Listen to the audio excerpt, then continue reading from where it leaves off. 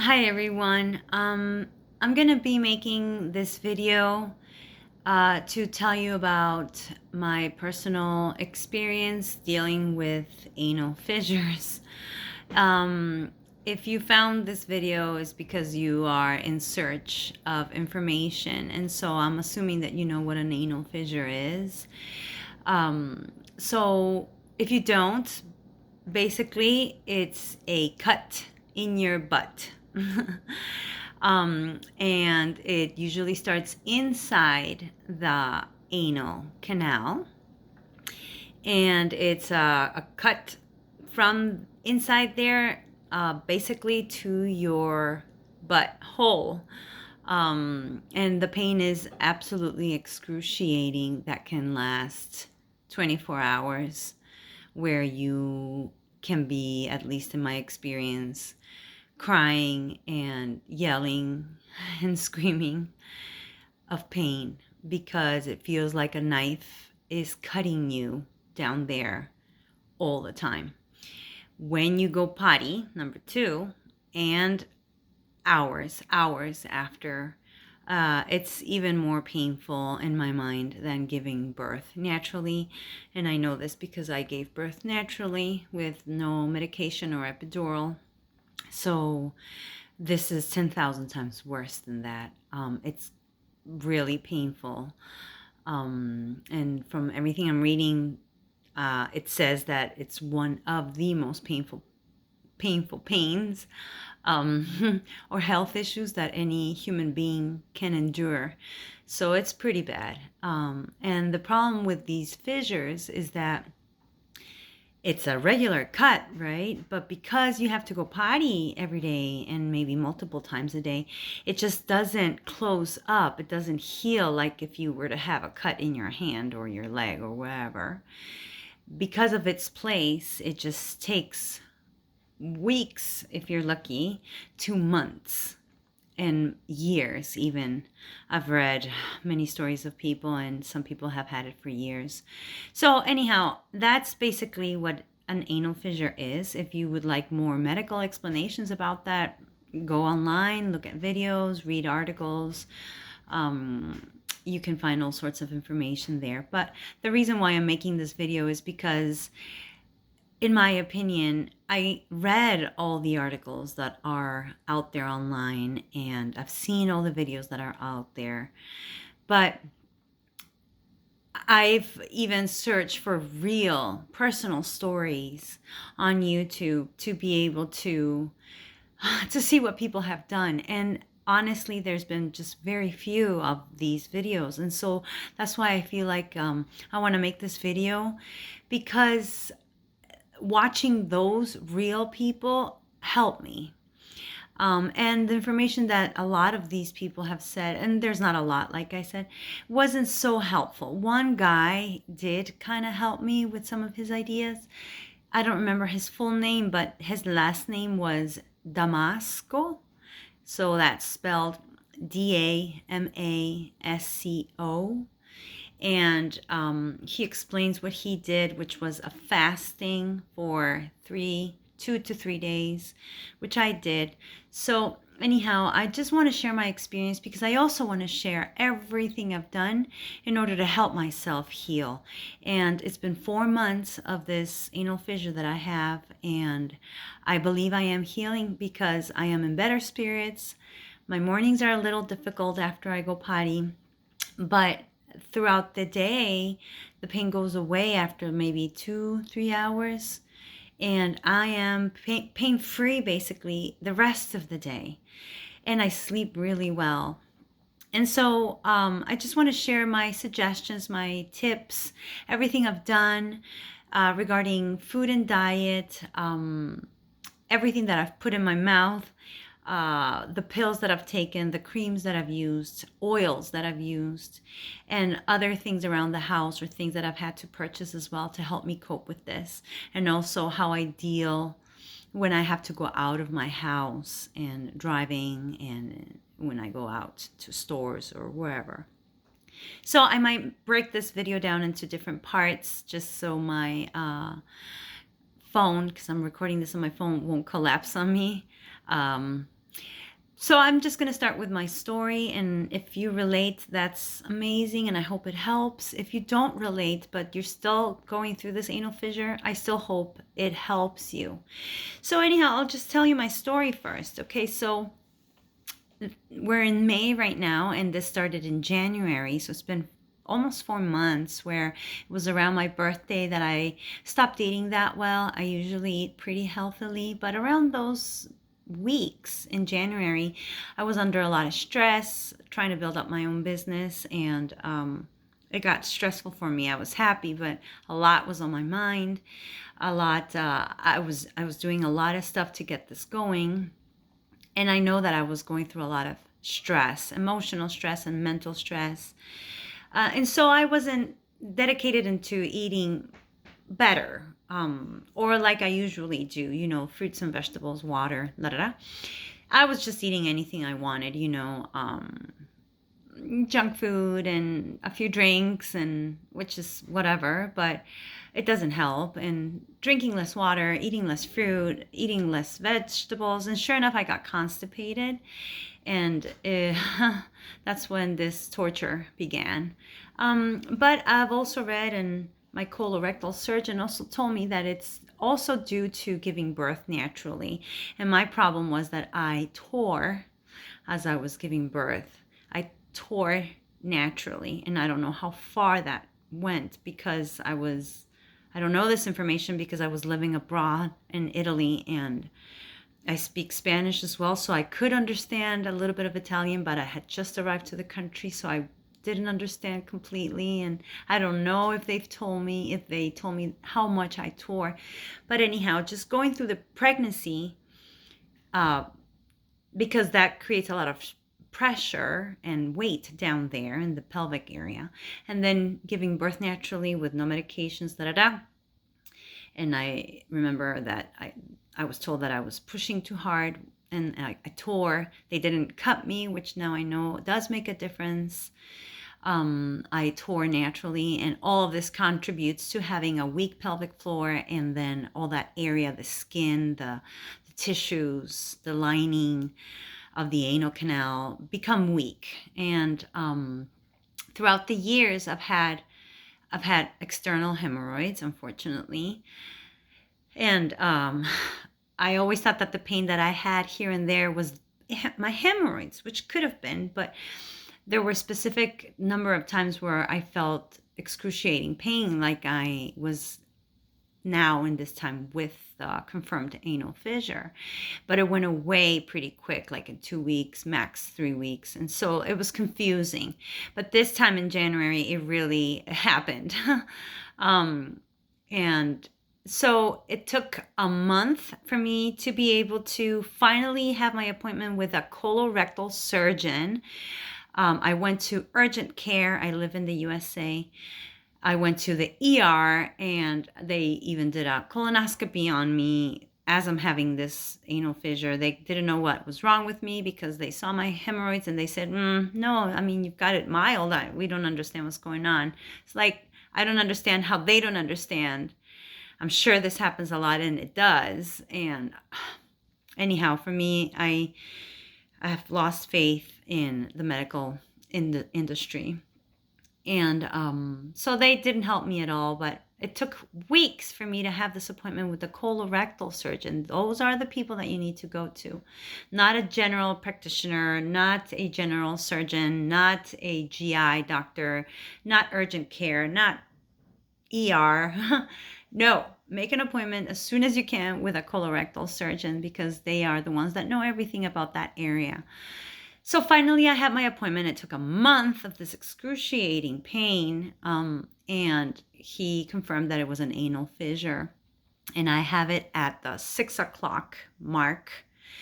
If you think of a clock, they use that.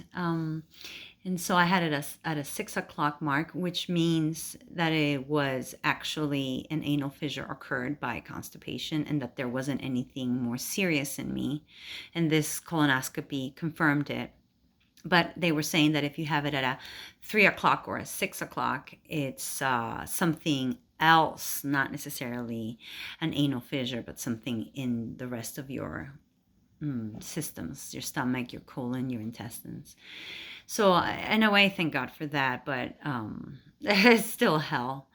Anyhow, he sent me a cream to use, which had 3 ingredients. The first ingredient is nepidine or something like that, which I believe that's the one. I've researched it, but I've kind of forgotten. That's the one that helps blood circulation in that area. And the reason we want that is because in our anus, we have 2 sphincters, the one near the hole, and then a bigger one.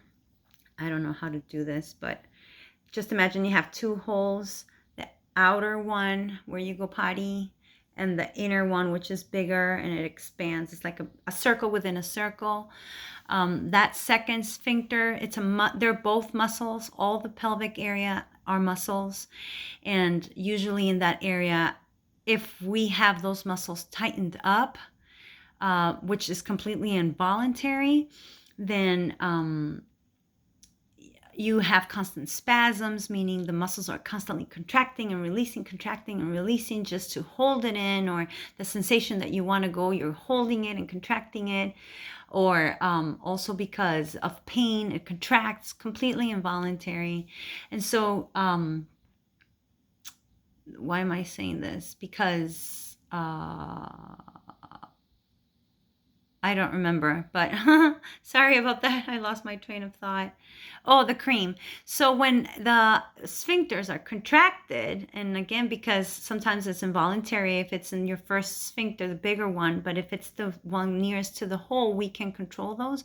But because we're trying to control the pain and feeling that awful sensation down there, we're constantly contracting it, and so it doesn't relax. And this cream, the nepidine, helps and because they're contracted, the blood doesn't flow. So there's less healing because cuts need blood around that area to heal. And so this cream helps relax the muscles. That's another ingredient, but this nepidine ingredient helps the blood circulation in that area. It draws the blood down there. And the other ingredient, the third one, supposedly is for numbing and for pain. I never felt relief. It took me 5 weeks.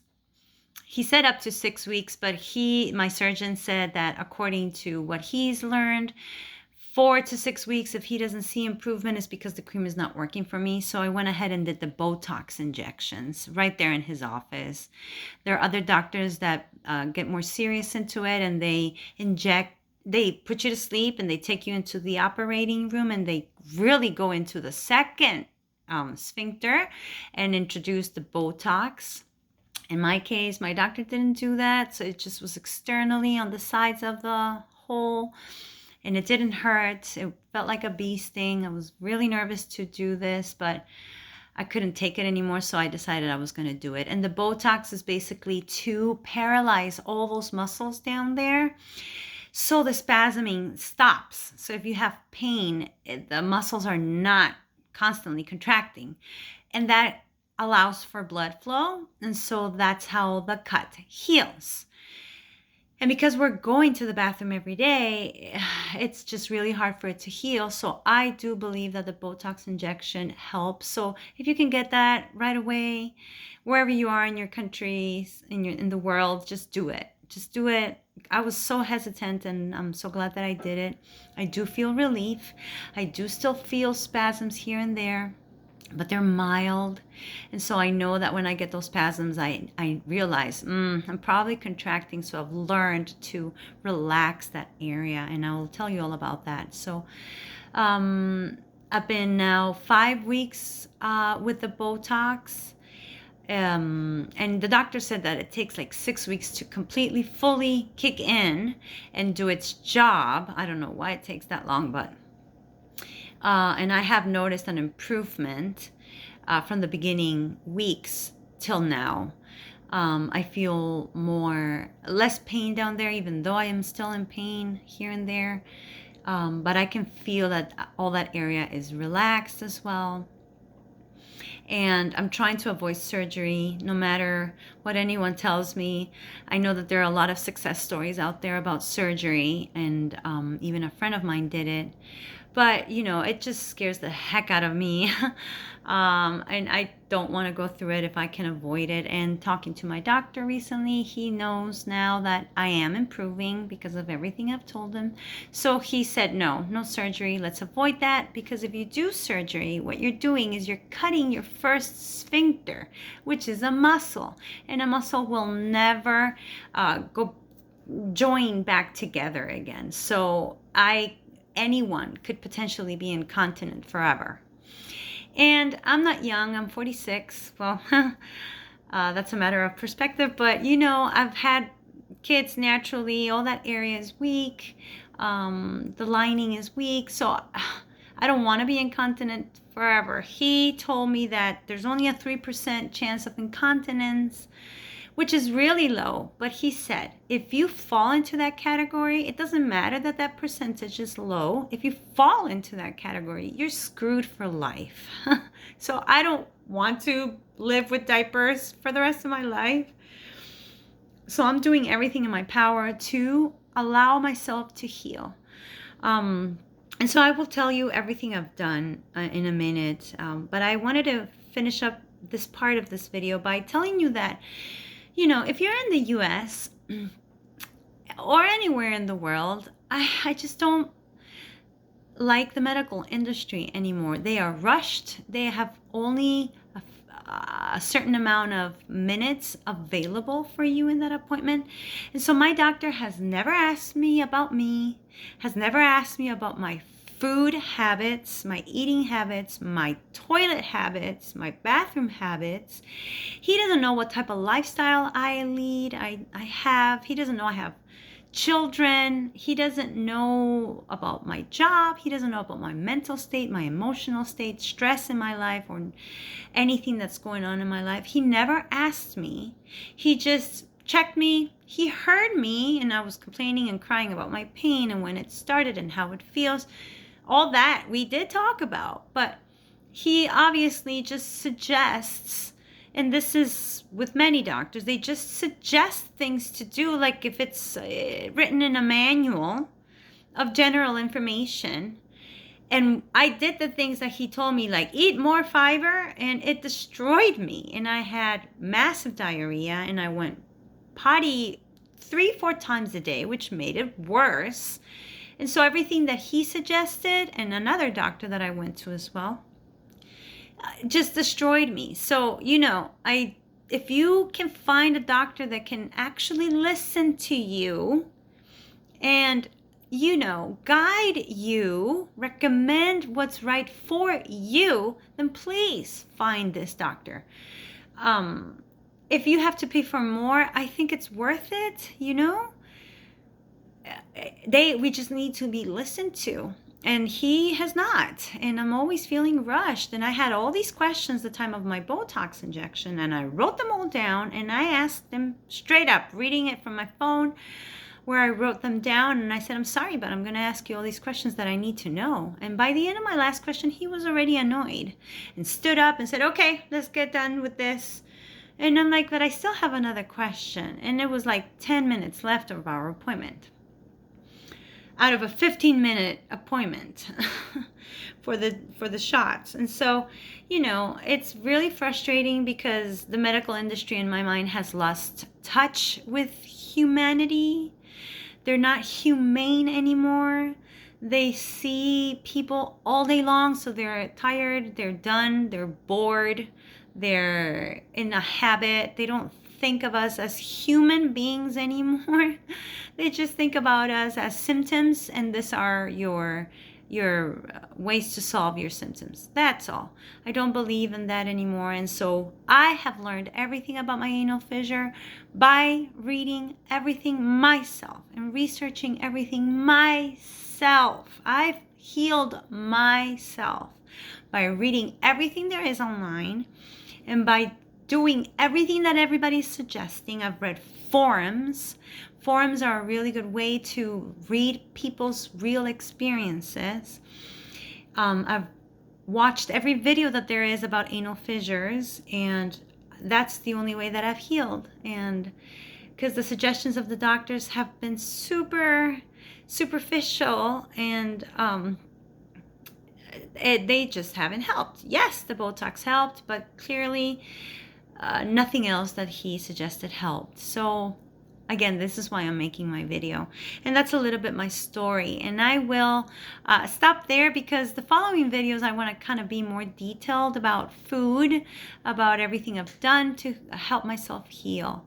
And so I hope everything I suggest you can apply, and it can help you like it's helping me. So I will post the next video very soon, okay? Thank you for listening, and drop any comment at the bottom. Anything that you want to ask, I'll try to help out and tell you what my thoughts are on your ideas and your suggestions or your questions. All right, thank you for listening. Bye.